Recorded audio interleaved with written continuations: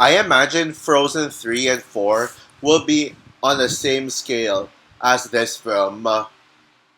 Hey guys, this is Frozen Wish Studios here, and welcome back to another movie review. And today, I am finally going to be reviewing the biggest anime film of all time, Neja 2.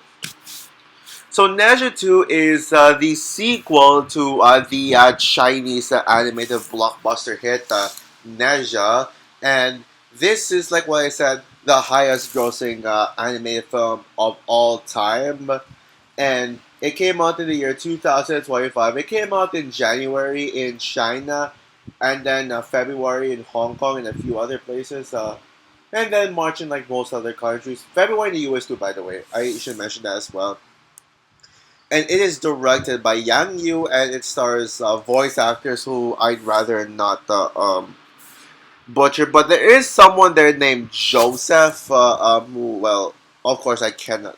Is an English name, and and it tells a story. Okay, well, before I get into the synopsis of this film, I want to explain the premise of Naja because I'm sure all my viewers don't know what Naja in general is about. So the basic premise of Naja is that there is a demon orb and a power orb, something like blue orb. I forget what it was called, but it was like power orb, like ice orb that basically uses on good people, and the demon orb is supposed to be for demons. Yeah, so basically both orbs were going to unite with each other. They're both like going to unite with each other, but then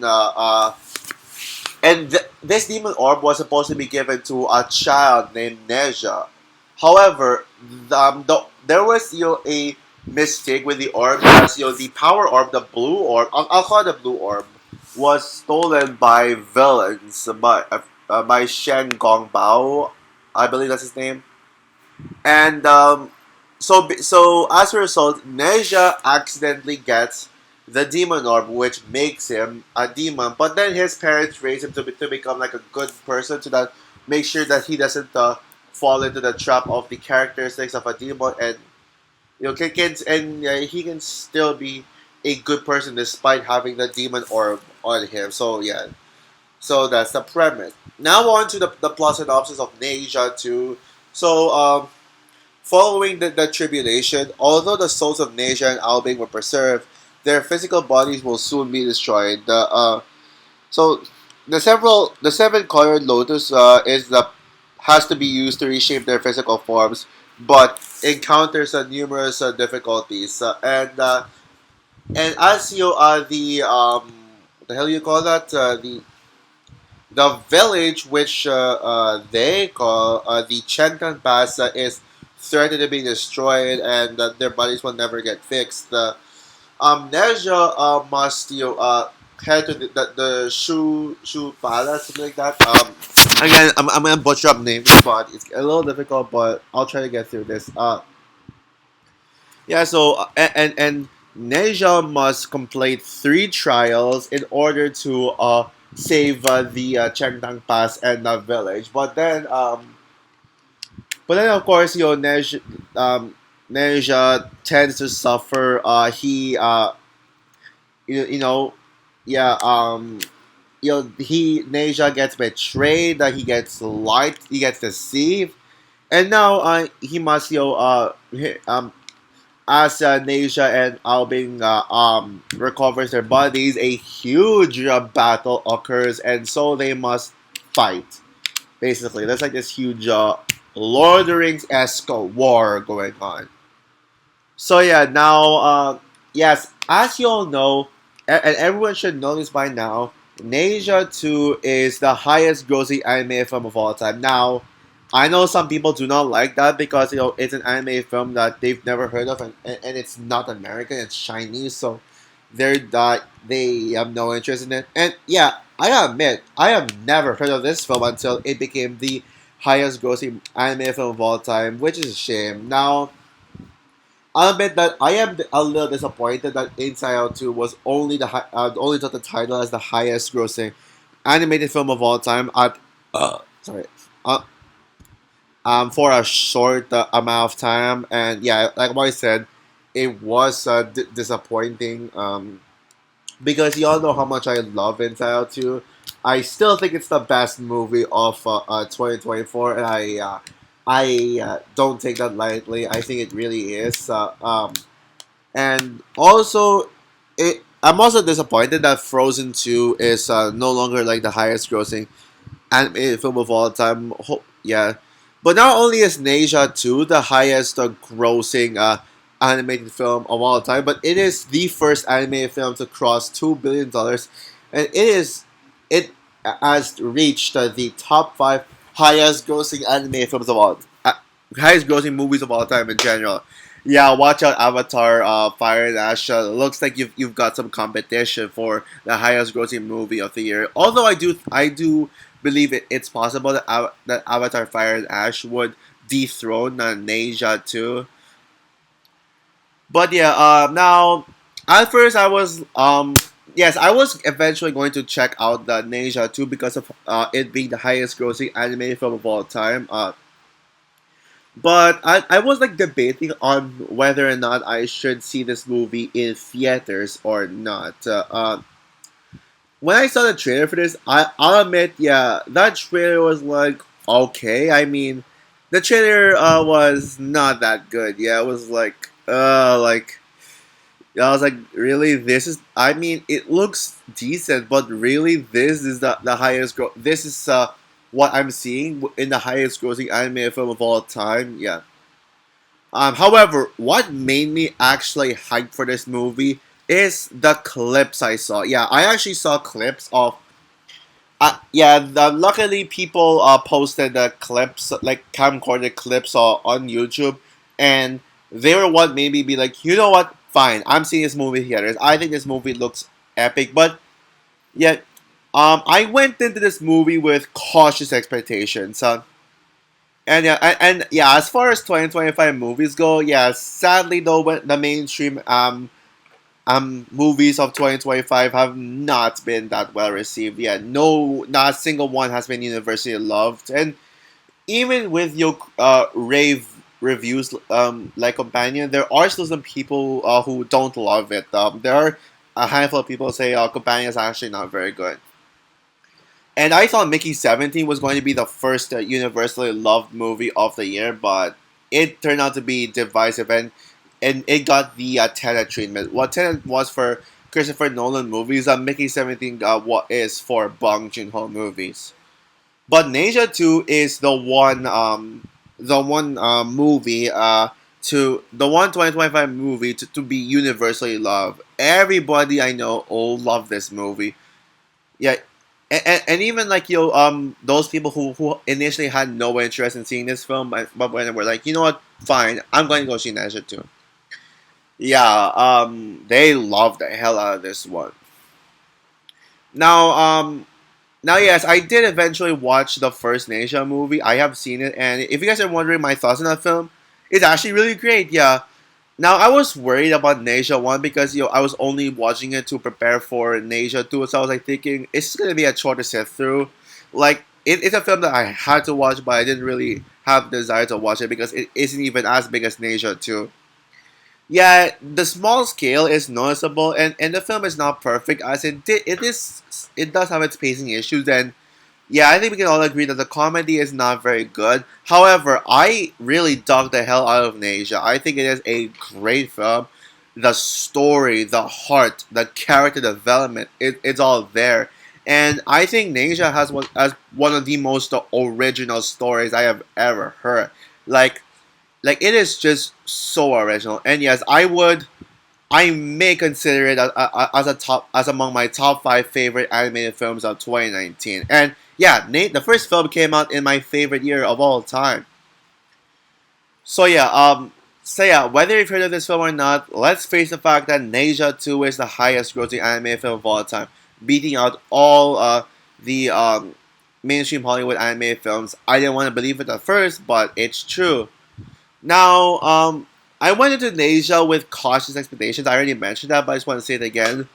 Was not expecting to like overhype the hell out of this one. Yeah. Yes, and yes, I actually did watch this movie twice. That's why my review of this film is a little late.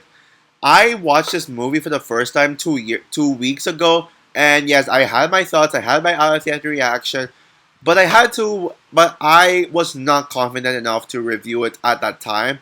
So I realized I think I need to watch this movie again, and so I did. Yeah, I did. Yeah, I yesterday I watched this again. But not only did I watch it again, but the first time I saw it in regular 2D. The second time I ended up watching it in IMAX 3D. Yeah. Not because I wanted to watch Nation 2 in IMAX, but because it was like the only theater near me that's playing. I had no choice but to see it in IMAX. I really had no choice. But yeah, now after seeing Nasia 2 twice, I gotta say, holy crap. This movie left me speechless. Nasia 2 exceeded all of my expectations in every single way possible. Now, is it as good as the former highest grossing anime films of all time, Inside Out 2 and Frozen 2? No, I think both movies are better, and there are better anime films of all time. There are better anime films. However, this screams biggest anime film ever, and this would certainly be in my top 10 favorite anime films of all time list, because what I saw is an anime film unlike any other. Sure, Hollywood has made some ambitious animated films, but not to the extent of what this film pulled off. Not even for the case of something like Across the Spider Verse. So I mean, some may watch this without watching the first Nasia, and that's actually fine because the movie allows audiences to be caught up with what the first Nasia was about leading up to this one, ensuring that audiences can be able to properly follow this story without getting lost. The first film does yeah I mean the beginning of this movie does how do I say this recap the events of the first film, explaining the premise of about how Nasia got the demon orb and how he had to be accepted. And there was a scene where they did show a series of flashbacks in the first film. Basically, very similar to that and the Black Panther Wakanda Forever that showed flashbacks of a dead character. Like, yeah. Oh, and by the way, this will be a spoiler-filled review. I will spoil this movie. So if you don't want spoilers, and if you really want to watch this movie, well, it's been more than a month now since it came out to the US. So if you haven't seen it yet and you don't want to hear spoilers, it's your fault. And you know what, guys? I'm gonna force you to stay here and watch all the spoilers. So yeah, but maybe you won't listen. But I'm sure a lot of my subscribers won't care anyways. So yeah. Anyways, back to what I was saying. Now, this is a sequel that perfectly continues the first one naturally and have the characters grow, especially the title character Neja, who is now one of my favorite male characters of all time. Yeah, Neja's mother still remains my favorite. Neja's mother is kind of my favorite Neja character, but in this film, I think Neja herself is my favorite character. It's just in the first film where Neja is Neja is my favorite character in this sequel in particular. I mean, the film has style all around and it is huge in scale, but it does not forget substance. The story focuses on Neja's growth and his desire to save his people. He's willing to sacrifice himself to face challenges in order to save the village, in which the movie refers to as the Chengtang Pass. Yeah, and yeah, now I will say the one thing that this movie does weaker than the first film is the Asian's parents weren't as strong here. I mean, but it is understandable why they took a back seat. But yeah, I mean, Nature's Mothers may be one of my favorite movie mothers of all time. But this one, I get why they didn't have as much of an impact. But there was still some sort of impact in it.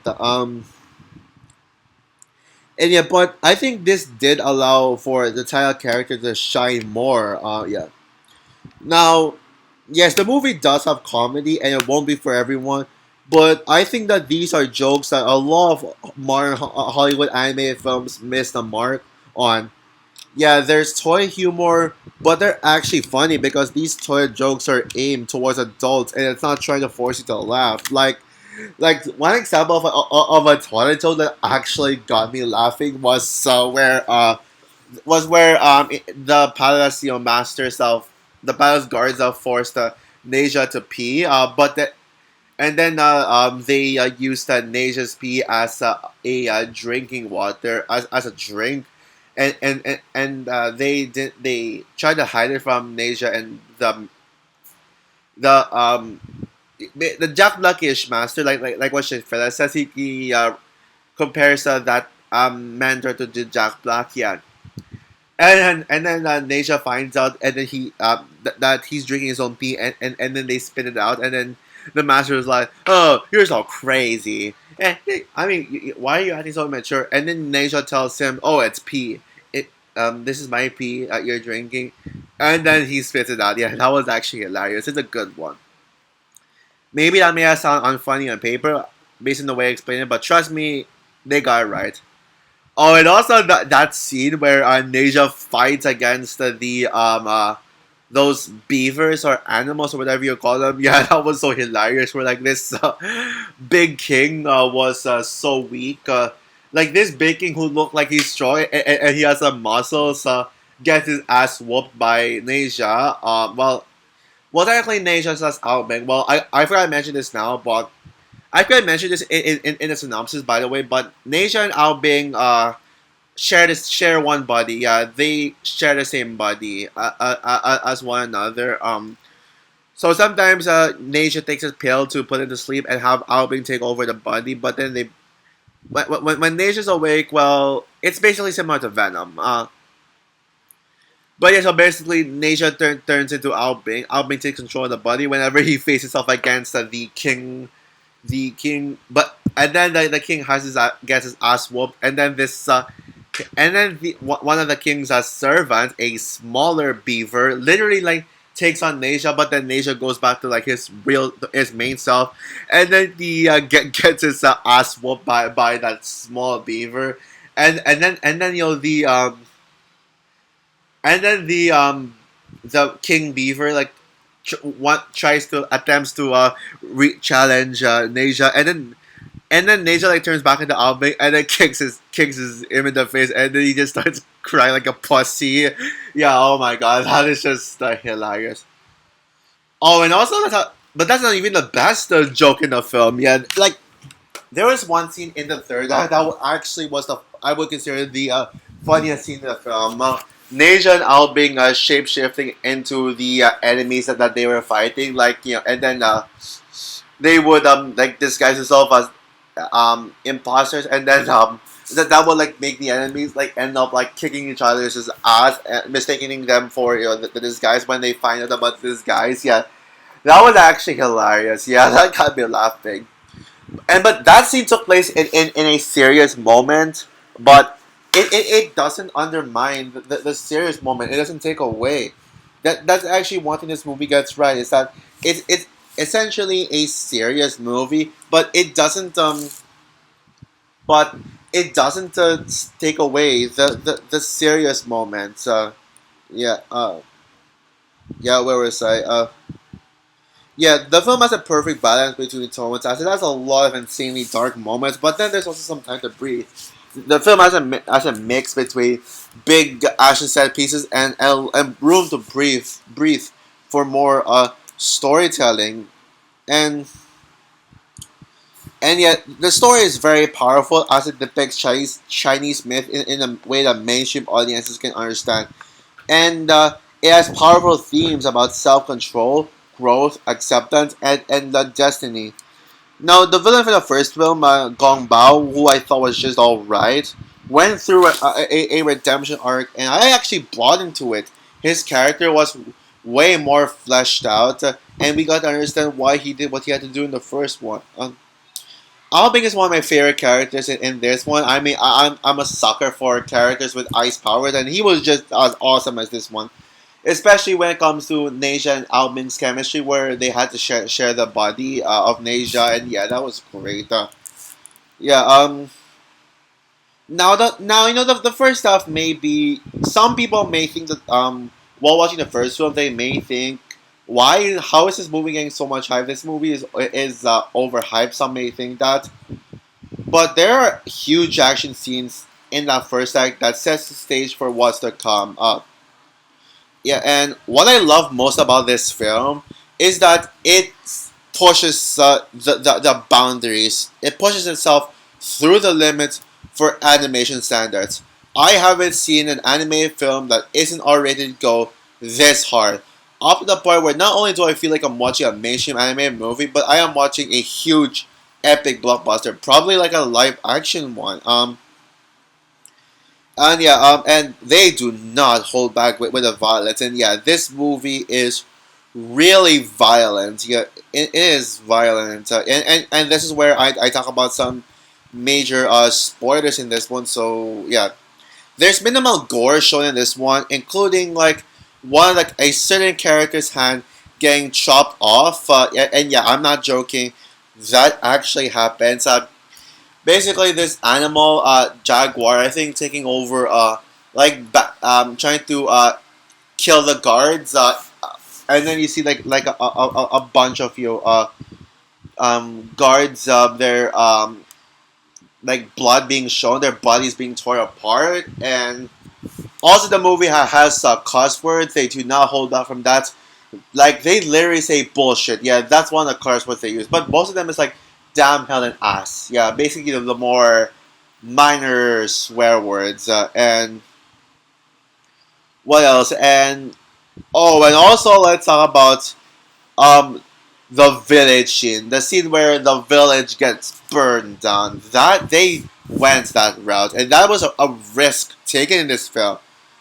The entire main village, the entirety of Changtang Pass, get entirely burned to shreds, and every single villagers, including some of the side characters from the first film who Neja bonded with, were burned to shreds. They even killed off a little girl. Yeah, in the first film, there's a scene where Neja had to save this little girl from a demon, and then Neja shared like a bonding with a little girl. The little girl loved the Neja for it. Yeah, she dies in this one.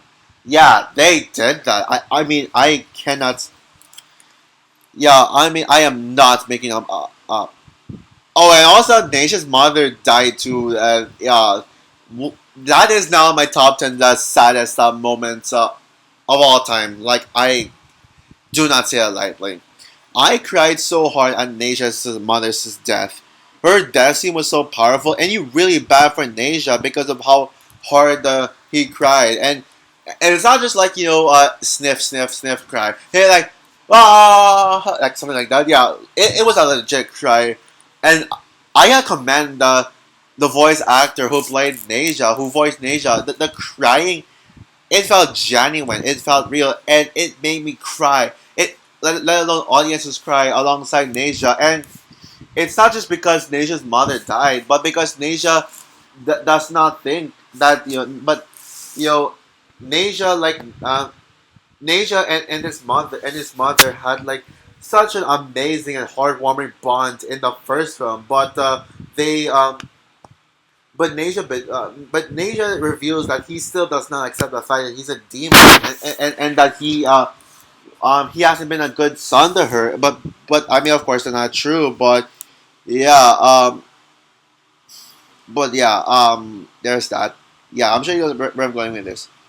The film had a twist villain, and was done better than most most twist villains in Hollywood. Now, I am not I'm not a twist villain hater, but I think this film has the greatest twist villain. Period. I do not say that lightly.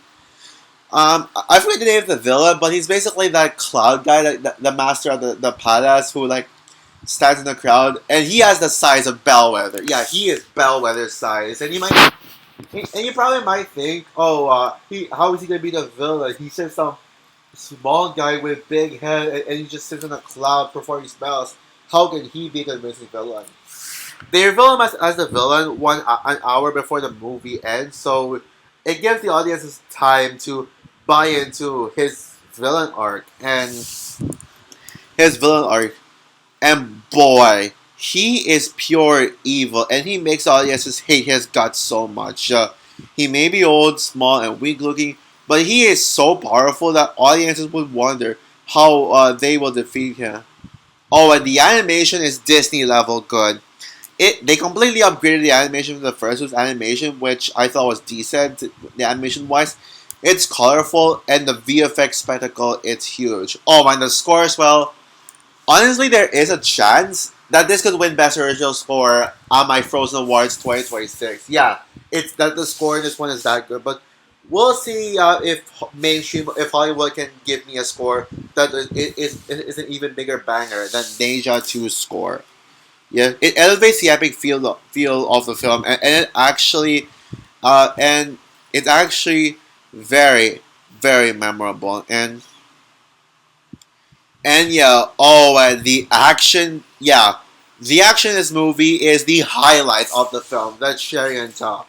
It's not just action scenes; it is the single greatest action scenes in any anime movie. Period. Like, if you thought Across the Spider Verse had epic action scenes, oh ho ho, you ain't seeing anything yet.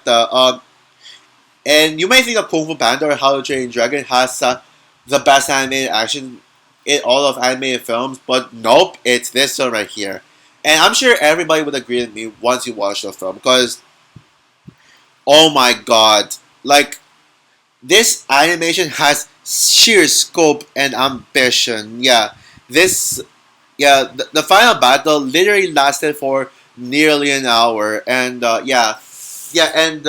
was like amazing choreography, like literal like hard up punches and that do not hold back lightly, like basically in like the ending, the towards the ending of the climax, where Albing where Neja turns into like his full on powerful self. Yeah, he literally kicks the living crap out of the villain. And literally, it takes an OP Neja to actually defeat the villain, but it took a while to get there. Oh, and by the way, one thing I forgot to mention about this movie is the violence. So basically, the villain like performs this curse, gives this curse. I forget what it's called, but basically, this curse it gives you a bunch of spikes. And when you move, the spike literally cuts his skin, and we literally see Neja attempting to move, and his skin was like being cut by the curse. That is freaking insane. Yeah. And yeah. Where else? Oh yeah. And also we got a bunch of armies. Like the final battle ended with a bunch of armies, like thousands of armies, like clashing together, like almost pretty much endgame level big. Yeah, it's comparable to Endgame's final battle. Yeah, that's how big that final battle was. So and the movie does have a long runtime with 2 hours and 24 minutes. Admittedly, you do feel the runtime. The long runtime is felt, but however, it's so good that you just want to stay there for like 3 hours. You want to like stay with this world for as long as you want, and you don't be like, oh, this movie's taking so long. When is it going to end? No, I not once did I ever feel that way. I felt it's long, but I was like, okay, I want to stay here as long as I want. I want to watch this movie for like eternity, whatever. So yeah, now my only nitpick with the film is that the post credit scene. Yes, there is a post credit scene in this one. Yeah, the post credit scene is the only weak thing about the film. Yeah, the post credit scene was kind of pointless, but I think the biggest problem with the post credit scene is that it went on for way too long. It was a 5 minute post credit scene, but it was literally just a slapstick humor of basically the villain getting brutally beaten after he went back to the palace, and then the scanner detects his face as like being beaten up. He enters the palace, which allows him to enter the palace. He fixes his face, but then when he gets scanned again, the scanner does not recognize him anymore. So the two guards would beat him up, beat the living shit out of him, and yeah, it may seem like yeah, yeah, beat him up in order to like for the camera to recognize him, and yeah, it's more of just the comedy. It doesn't really set the stage for like Ninja 3 or anything. It doesn't set up the next one. Yeah, that yeah, I think you now it's not a bad thing. It's definitely not a flaw, but you don't have to watch a post credit scene. Just skip it. Like when I saw this movie for the second time, I skipped it. I did not watch the post credit scene. Oh yeah, but last thing I want to point out, I want to ask: is this movie worth it in IMAX? Um, yeah, this is a heads up. Yeah, this is my second time watching a movie in IMAX. An anime film of IMAX, with the first time being my favorite movie, Frozen 2.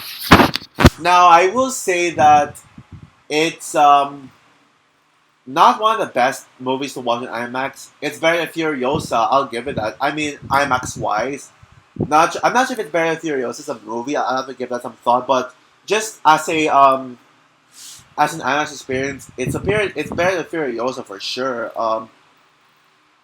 However, I gotta say, I watched the movie in 3D, which I haven't seen a movie in 3D since like um Avatar Avatar Way in Water. Yeah, it was that film. I was gonna see Inside Out 2 in 3D, but then like the 3D theater was sold out, so I ended up in 2D. This is one of the best 3D experiences I've ever seen. This is one of the best movies to ever watch in 3D. I do not say it lightly. So overall, Ninja 2 is currently my favorite movie of 2025 so far, and no other movies that I've seen this year so far comes close to this. I'm glad this is the highest grossing anime film of all time, otherwise I would not have witnessed this epic.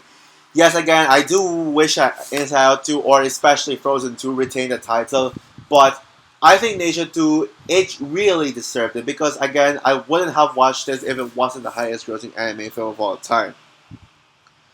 But yeah, and yeah, I think that this movie, you can really tell that this really is the highest grossing anime film of all time.